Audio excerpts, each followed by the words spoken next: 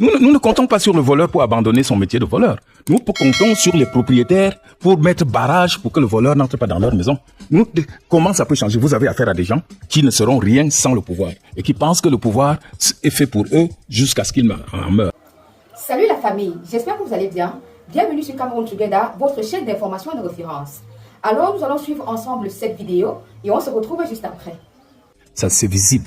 Quand on n'est pas venu dire aux gens que pendant 43 ans, les gens se sont occupés à nourrir leur famille et à se nourrir sans penser au peuple. C'est visible. Mais quand on est venu apprendre aux gens que tout cela vous appartient et vous devriez le revendiquer. Donc quand on, en tant qu'enseignant, a enseigné au peuple camerounais à se défendre et à revendiquer ce qui leur revient de droit. Ce qui leur revient de droit, c'est leur part du produit de leur pays que d'autres ont confisqué pour faire une propriété d'un groupuscule. Donc, notre rôle a été d'apprendre aux Camerounais à revendiquer ce qui leur revient de droit et à avoir moins peur. Parce que le seul programme politique du RDPC, c'est de faire peur.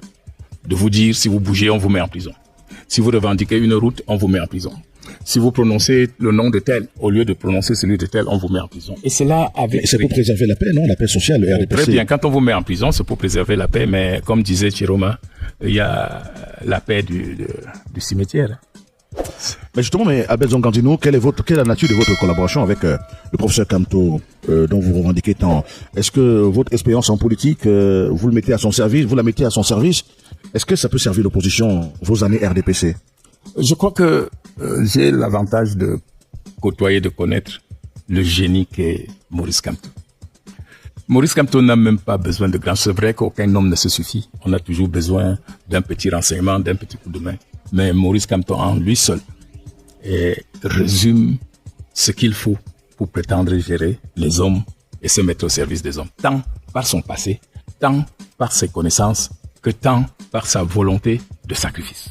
Donc je suis à côté de lui pour l'aider seulement à mettre en pratique le programme qu'il prévoit pour sortir le Cameroun de la misère où on l'a plongé.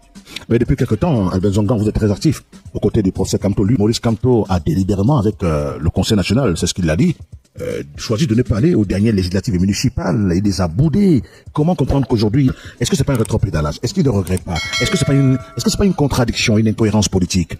C'est vous qui vous contredisez. Expliquez-nous si on veut comprendre. C'est un génie. Un génie. Oui, ça... Il ne part pas d'élection, mais monsieur, il contexte les règlements. Aujourd'hui, non, on n'a rien contesté. Lui, il est allé aux élections. Lui, il est allé aux élections de 2018. Il a gagné. On a dit qu'il n'a pas gagné. Mais qui a la preuve qu'il a gagné? Ah, attends. Il les a exposés. On lui a dit qu'il n'avait pas gagné sur la foi de 32 PV qui donnait la victoire à Paul Biya. Il a dit, OK, une preuve, ça se montre. Montrez-nous. On a dit non, on ne vous montre pas. Ça veut dire qu'on a décidé que Biya a gagné sans prouver que Biya a gagné. Ce n'est pas ça son problème. Maurice Kamto n'est pas venu avec un objectif. Si je ne suis pas président de la République, je meurs. Maurice Kamto est venu en disant, on peut faire la politique autrement pour sauver le Cameroun. Et quand il dit qu'il ne part pas aux élections, vous n'étiez pas là. Nous avons cet avantage d'avoir une longueur d'avance sur les projets macabres du pouvoir.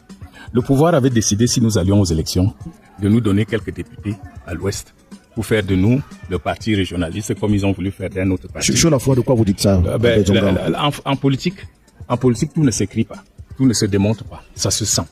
Je voudrais tout simplement vous rassurer. Un dispositif réglementaire, régi par Elecam. Alors là, la loi n'a pas changé. C'est là où vous n'avez rien compris. Est-ce qu'on ne vous donnera pas aussi des points? Non, mais monsieur, oui. L'esprit a changé. Qu'est-ce qui a changé? L'esprit du peuple. Nous ne comptons pas sur le voleur pour abandonner son métier de voleur. Nous comptons sur les propriétaires pour mettre barrage pour que le voleur n'entre pas dans leur maison. Comment ça peut changer? Vous avez affaire à des gens qui ne seront rien sans le pouvoir et qui pensent que le pouvoir est fait pour eux jusqu'à ce qu'ils en meurent. Maintenant, vous avez en face des gens qui souffrent de ce pouvoir sans se manifester depuis des années. Alors, le rôle de Kamto et notre rôle a été de dire au peuple, attention, vous pouvez vous libérer. Et aujourd'hui, on pense que notre degré d'enseignement a formé des Camerounais capables aujourd'hui de dire aux voleurs, monsieur, tu ne vas pas partir tranquillement comme tu l'as fait depuis tout le temps. Vous comptez donc sur le peuple? Je ne compte sur personne. Je voudrais que le peuple compte sur soi. Moi, je leur ai posé la question de savoir qu'est-ce que Chiroma a fait. Puisque officiellement, on dit qu'il a perdu. Donc nous avons fabriqué un perdant. Nous sommes perdants. Au cas où nous aurions fabriqué quelqu'un. Je leur fais remarquer qu'aucune personnalité du MRC n'a pris au nom du parti partie des événements lors des élections ou après les élections. Et que curieusement, les dissidents de notre parti, conduits par Okala, qui se sont montrés à la télé partout comme étant les fervents défenseurs de M. Chiroma, avec qui c'est quelqu'un qui a présenté sa candidature. Nous avons demandé au peuple camerounais de choisir quelqu'un pour le changement. Et ça voulait dire voter n'importe quel candidat de l'opposition, mais pas M. Biya. Donc nous ne nous sommes pas cachés, je ne m'en cache pas. Moi-même, j'ai voté un candidat de l'opposition, je ne dirais pas qui, mais pas M. Biya. Donc, nous pensions que si on vote n'importe qui, il y aura le changement que nous voulons. Parce que le changement, comme dit Kamto, n'est pas l'affaire d'une personne. Il n'est pas écrit sur son visage que président de la République. Nous voulons que ça change. Même eux là, ils veulent que ça change. Il nous est revenu que vous avez arrêté tous ceux qui ont prétendu être avec Chiroma pour mettre en prison. Et que lui qui a agi à vos vues et su, vous n'avez rien fait de lui. Donc ça ne nous étonne pas que c'est votre agent que vous voulez utiliser pour détruire le MRC. Je voudrais solennellement dire ici que le MRC, ce n'est pas un parti politique, c'est un esprit. Le MRC est l'incarnation de l'UPC. Et nous allons par tous les moyens, dans la paix et dans les urnes. Ça va prendre le temps que ça va prendre, changer ce pays. Honorable Zongandino, de ce que vous dites, je vais me référer à la dernière sortie du ministre Grégoire Ona, du Travail et de la Sécurité sociale, par ailleurs secrétaire général adjoint du comité central du Rassemblement démocratique du peuple camerounais, le parti au pouvoir, c'est un haut commis de l'État. Qu'est-ce que vous attendiez de M. Grégoire Ona, qui tout pour lui est la politique? C'est quelqu'un que j'ai aidé à sortir de la misère. Vous le connaissez? C'est moi qui ai mis son pied à l'étrier en politique. Comment ça Ce monsieur était à Douala dans les premières heures de l'informatique. Il avait une société informatique. Il est entré, je l'ai pris dans ma liste de conseillers municipaux.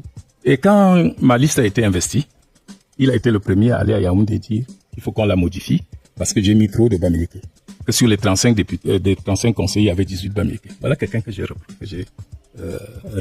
Est-ce que c'était pas un conseil avisé d'un homme qui voyait l'avenir? Un homme politique ne peut pas commencer.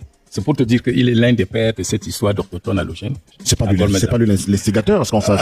Un homme politique est celui qui peut contrôler l'humeur, qui connaît la température. Est-ce qu'on ne peut pas le charger comme ça, juste parce que vous êtes dans la guerre politique? Ce monsieur n'est pas quelqu'un qu'on charge. C'est un monsieur. Grégoire Ona, tout ce qu'il dit, il n'y pense pas. Mais comme lui et Famine Dongo sont ceux qui ont élaboré le principe du pouvoir à vie, c'est les seuls qui ont peur du changement. C'est-à-dire que ces gars pensent que si le pouvoir en place n'existe plus, ils vont payer le prix fort. À qui? Mais ils ne sont redevables à rien aux Camerounais, en rien aux Camerounais. Ils sont redevables aux Camerounais pour avoir pris des fonctions qui leur demandaient de travailler pour le Cameroun. Ils se sont mis à travailler pour eux et pour les leurs. Mais qu'est-ce qu'ils doivent faire? Distribuer de l'argent aux gens? Non, ils distribuent. Il y a quelques-uns qui bénéficient. Ce sont des fonctionnaires. Non, ça ne... Écoutez, monsieur. Oui, un fonctionnaire n'est pas fait pour distribuer de l'argent. Heureusement, c'est ce que vous dites. Un fonctionnaire est fait pour prendre des dispositions pour que tout le... Alors, j'espère que vous avez bien suivi. Laissez votre avis en commentaire et surtout, n'oubliez pas de vous abonner, de liker et de commenter pour ne rater aucune de nos actualités. Ciao.